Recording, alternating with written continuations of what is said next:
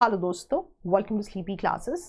Down to Earth magazine में article आया हुआ है होकरसर वेटलैंड पे।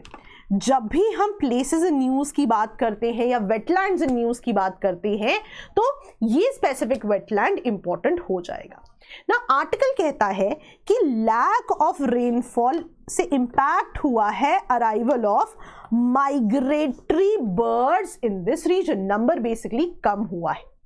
अब थोड़ा डिटेल में आर्टिकल को देखें तो यहां बात हो रही है कि lack of water due to deficit in rainfall at this specific wetland has impacted the arrival of migratory bird populations. यहां पे बात हो रही है कि डेफिसिट इन रीसेंट ईयर्स। तो अगर हम ट्रेंड देखें तो 2022 में रेनफॉल में डेफिसिट रहा, 2023 में नॉर्मल रेनफॉल रही और इस साल की बात करें तो अकॉर्डिंग टू आईएमडी इस जोन में अगेन रेनफॉल डेफिसिट रहा है। So based on this trend कहीं ना कहीं लैक ऑफ वाटर रहा, जिसकी वजह से माइग्रेटरी बर्ड पॉपुलेशन की अराइवल पे इंपैक्ट आया है। अब इस न्यूज को आप मेंस में भी एज एन एग्जाम्पल यूज कर सकते हैं। कैसे? मान लीजिए आपको चेंजिंग रेनफॉल पैटर्न्स पे क्वेश्चन आ जाते हैं ना, तो आप वहां पे लिख सकते हैं कि एक्सेसिव डेफिसिट रेनफॉल की वजह से इस स्पेसिफिक वेटलैंड में लैक ऑफ वाटर रहा और कहा जा रहा है this is impacted the arrival of migratory bird population in the region. तो ये भी इसका एक एप्लीकेशन होगा। ऐसे ही वैल्यू एडिशन पॉइंट्स जो हैं हमेशा लिखने चाहिए। अब एडिशनल इंफॉर्मेशन की बात करें तो ये जो वेटलैंड है आप देख सकते हैं जम्मू एंड कश्मीर से एसोसिएटेड है और ध्यान दीजिए ये एक डेजिग्नेटेड बर्ड सेंचुरी भी है। अगर हम न्यूज़ देखें तो वहां पर भी माइग्रेटरी बर्ड्स की बात हो रही है, तो दैन रखिएगा ये एक डेजिग्नेटेड बर्ड सेंचुरी है। अब यहां पे अगर जो है माइग्रेटरी बर्ड्स आ रहे हैं तो यहां पे बात हो रही है that they fly to Kashmir valley via central Asian flyway.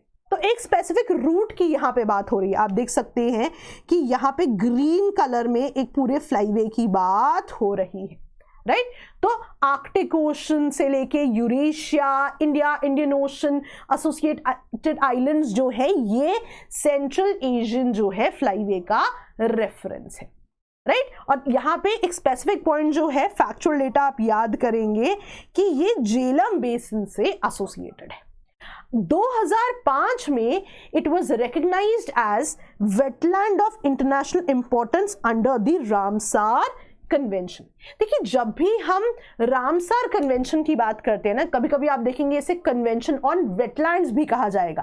तो ये एक इंटरनेशनल ट्रीटी है on conservation and sustainable use of wetlands. तो ये भी एक स्पेसिफिक पॉइंट है जो आप जरूर याद रखें।